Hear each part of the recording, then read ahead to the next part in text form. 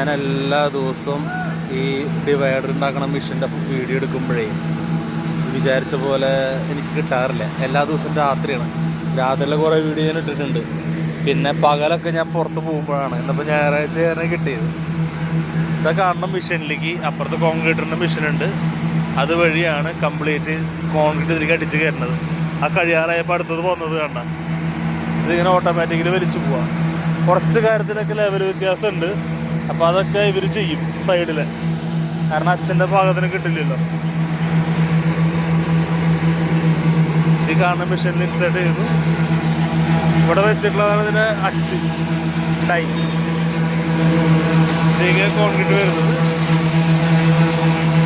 ഇതാണ് ഓപ്പറേറ്റർ. സാധാരണ നമ്മൾ മോൾഡ് രണ്ട് സൈഡിലും വെച്ചിട്ട് വേണം അതിലേക്ക് കോൺക്രീറ്റ് ഒന്ന് അടിക്കാനായിട്ട്. സമയമെടുക്കും അത് ആൾ വെക്കാനും ഇതൊക്കെ വെക്കും. ഇതിങ്ങനെ വലിച്ച് ഇങ്ങനെ പോയിക്കൊണ്ടിരിക്കും. ഇതൊരു 2-3 മണിക്കൂറിനുള്ളൊക്കെ സെറ്റാവുന്നുണ്ട്. ഇതിൻ്റെ അടിയിൽ കൂടെ ഇതിൻ്റെ ഇലക്ട്രിക് ലൈനും സൈഡിൽ ഓവൊക്കില്ല, അതിനുള്ള ലൈനിലേക്ക് കാണുന്നു.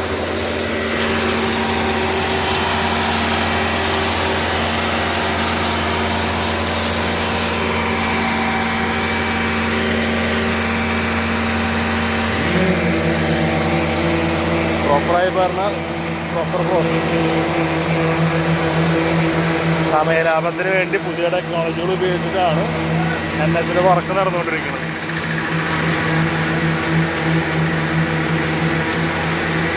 കഴിഞ്ഞെടുക്കാറായി കൂടി സിഗ്നൽ കൊടുത്തിട്ടുണ്ട്.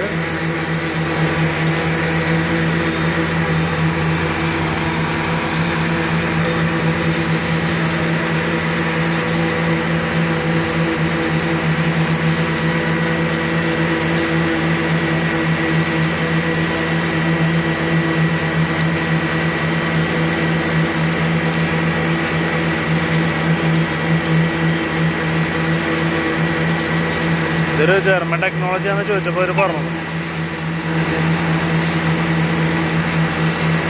ചില ഭാഗത്ത് കണ്ടില്ലേ ഫിനിഷിങ് ചെറുതായിട്ട് ഒരു ബുദ്ധിമുട്ടുണ്ട്. അപ്പോൾ അതൊരു ഹോള് വരുന്നതൊക്കെ ചെയ്തുകൊണ്ടിരിക്കുക.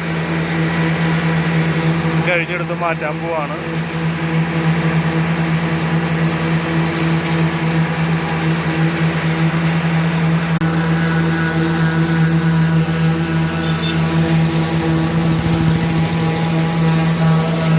ഇതുപോലെ ചെറിയ ഡിഫറൻസ് വരുമ്പോൾ അവർ സിമെൻറ്റ് വെച്ച് ഇങ്ങനെ പാക്ക് ചെയ്യണം. രണ്ട് സൈഡിലും വർക്കുകൾ ചെയ്തിട്ടാണ് ഇതേ പ്രോസസ്.